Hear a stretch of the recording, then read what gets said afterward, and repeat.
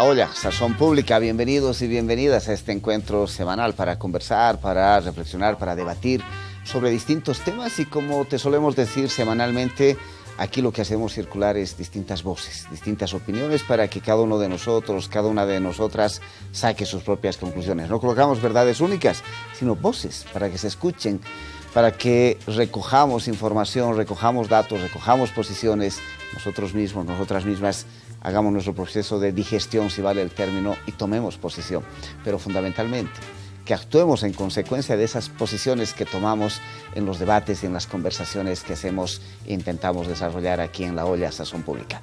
Programa que es un esfuerzo colaborativo entre el sistema RTP, la Comunidad de la Vida, Huaynatambo, la Red de la Diversidad, y que semanalmente te trae este espacio aquí, justamente, en RTP y en las radios de la Red de la Diversidad. Hoy para conversar de uno de esos temas que de principio nos podría decir, nos va a colocar el lado tremendamente positivo del país. Podríamos decir que el país tiene dos grandes fuentes de riqueza: su diversidad cultural, que habita y enriquece lo que tenemos como perspectivas de mundo, de las maneras, de los modos de vida que tenemos, las maneras en que entendemos la estética, la economía, la organización, la política, nuestra visión de lo sagrado, nuestra espiritualidad, etcétera, se enriquece con esa diversidad cultural. Pero también tenemos otra tremenda riqueza, que es nuestra biodiversidad. Y eso nos ha llevado a tener en el país áreas protegidas, parques nacionales, celebrar esa biodiversidad que nos permite ser uno de los países con mayor riqueza, justamente también ecológica y natural. De eso vamos a hablar hoy, aquí en La Olla Sazón Pública, y para eso, como siempre, tenemos invitados para compartir. Hoy, una persona que está investigando hace bastante tiempo estos temas, experto en temas de recursos naturales, que nos va a ayudar a comprender esa biodiversidad a través de los parques nacionales, las áreas protegidas en Bolivia. Pablo Villegas, investigador del CEDIP, un gusto que estés en La Olla Sazón Pública. Un gusto, hermano, gracias por la invitación.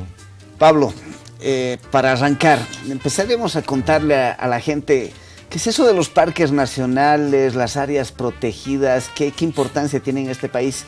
Cuéntale un poco.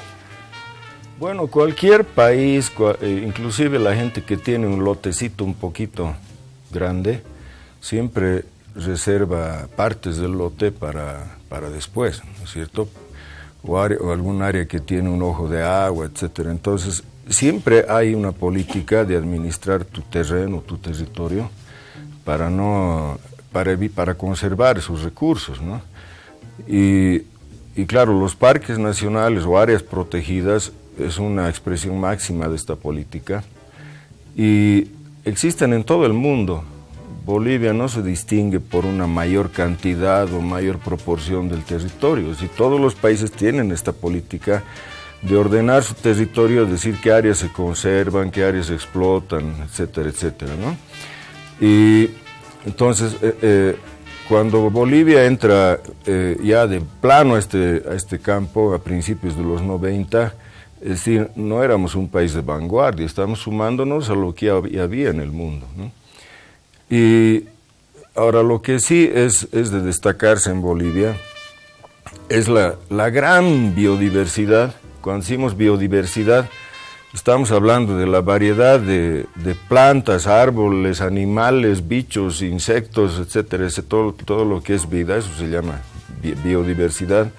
Y desde este punto de vista, Bolivia está entre los 10 primeros países del mundo por la riqueza que tiene en variedad de formas de vida, ¿no? A ver, para que la gente se ubique, se dice que hay, no sé el dato exacto, pero son algo más de 110, 112, 113, 114 ecosistemas más o menos clasificados en el mundo. De esos, más de 60, 70 aproximadamente están presentes en Bolivia. Bueno, Bolivia lo que no tiene es, por ejemplo, volcanes, ¿no? No tenemos mar, entonces ese ecosistema tampoco hay. No estamos en el polo norte ni en el polo sur, entonces tampoco hay eso. Entonces tenemos casi todo, menos no tenemos un desierto tipo el desierto africano, digamos, porque el desierto de Atacama tenemos, pero es distinto.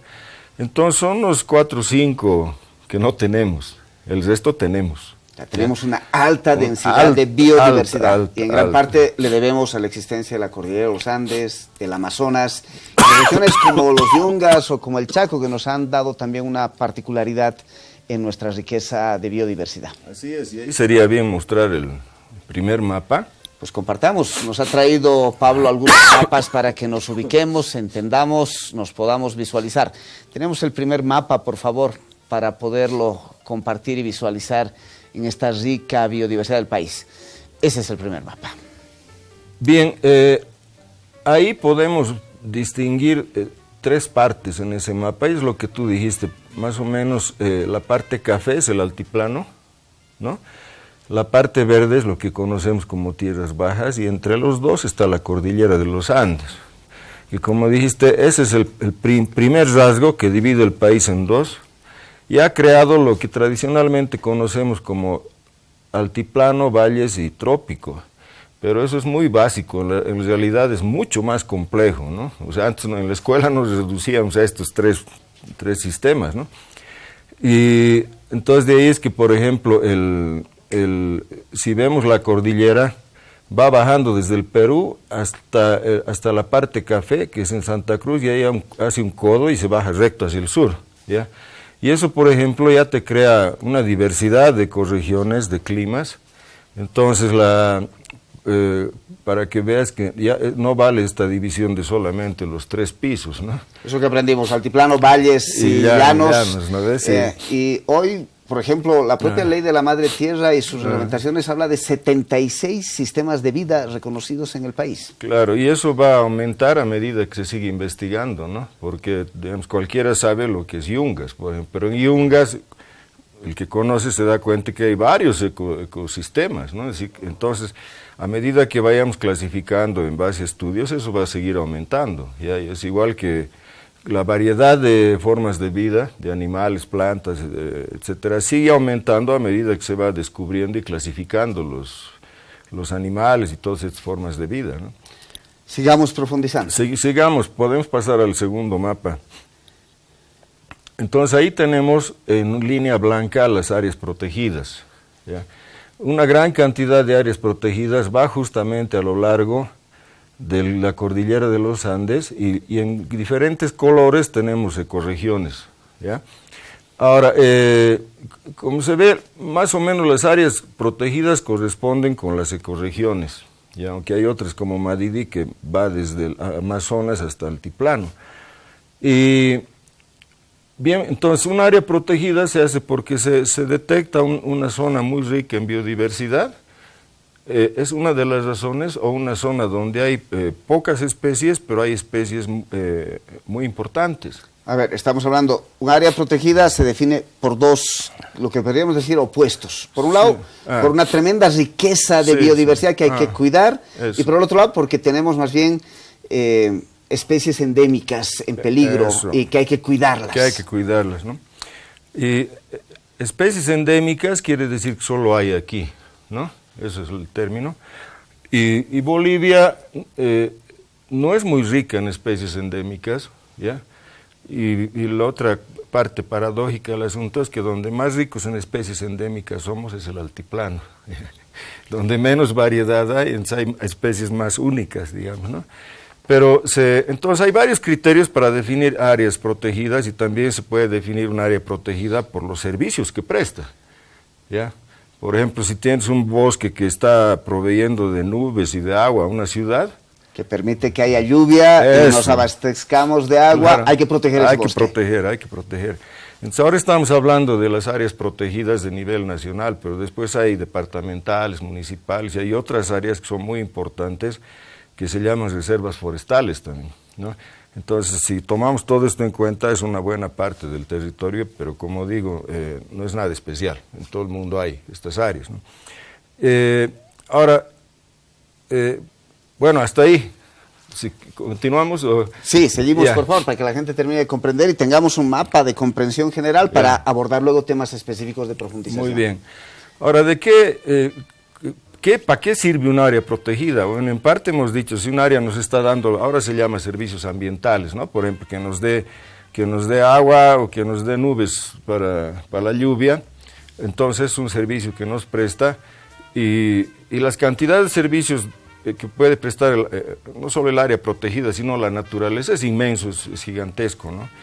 De ahí es que, por ejemplo, cuando hay estudios de Brasil cerca a Bolivia, por ejemplo, de la malaria, entonces hay dos tipos de malaria, ¿no? Una es la malaria común y la otra es la cerebral, que es la que te puede mandar a otra parte, ¿no?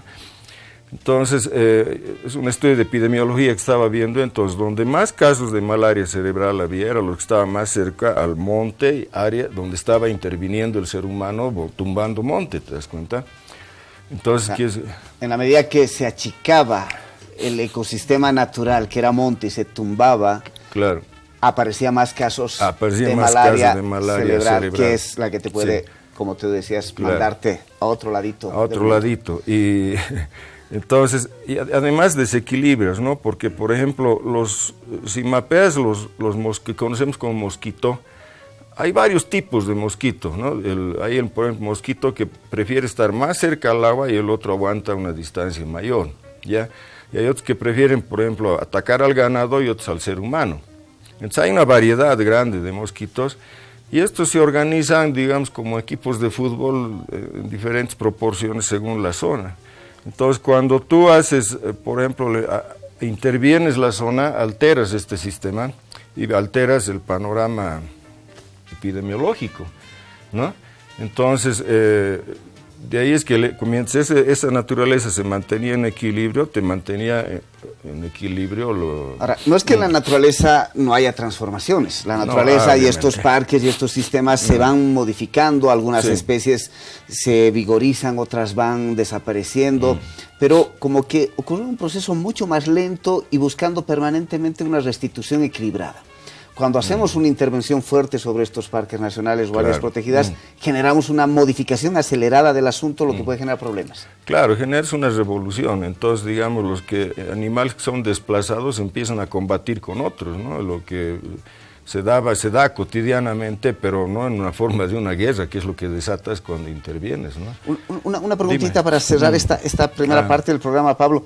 Y en el país, entre parques nacionales, áreas protegidas, reservas, estamos hablando ¿tenemos idea de qué porcentaje del país estamos hablando? Yo también me estaba preguntando eso antes de venir, pero en áreas protegidas de tipo nacional andábamos por arriba del 10%, si no me equivoco, ¿no?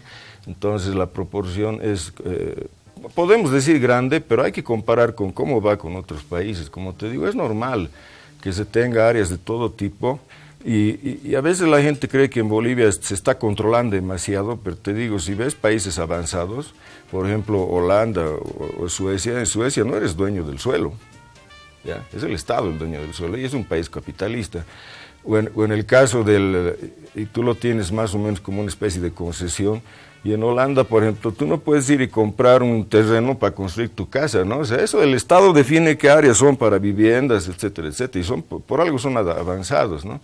Entonces, por eso la proporción de estas áreas en el total del país no debe dar la imagen de que aquí estamos mal. Pues vamos a profundizar. Primera idea para entender qué son esos parques nacionales que están en todos los ecosistemas. Podemos encontrar, por ejemplo, el Parque Nacional Sajama en plena cordillera y altiplano, como el Parque Nacional Madidi o el que hoy está en boga en el debate del país, el Tibnis, como un parque nacional, además territorio indígena importante. En el segundo bloque te pido que empecemos a partir de ese mapeo a conversar sobre algunas problemáticas y algunos conflictos en esos parques nacionales. Ya volvemos en La Olla Sazón Pública, espérennos.